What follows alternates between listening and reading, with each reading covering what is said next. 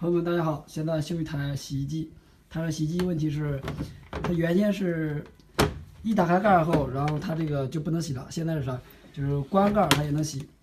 它这个还有一点就是在脱水的时候，这个桶如果放不平的话，这个洗衣机乱跑，它有时候就掉地上了，它自己也不会停。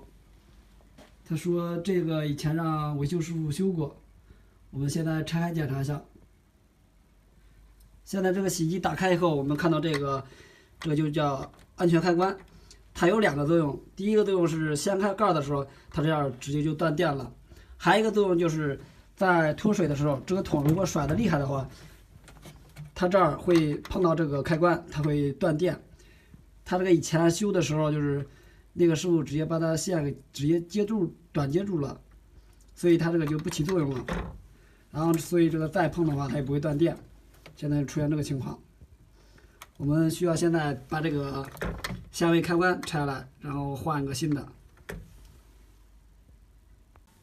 给大家讲一下这个洗衣机它这个门的安全开关。关上门以后，这个门往上一抬，往上一扳，然后它这个两个触点它就导通了。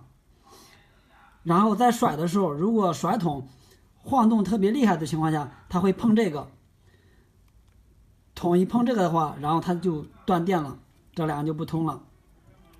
它原先是把这两条线直接接住了，它如果晃动太厉害的话，它也偏的情况下，它不会断电了。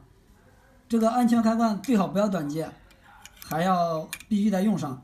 你要不用上的话，它在脱水的时候，如果甩桶不平衡的话，它会噪音特别大，然后洗衣机也会来回的跑。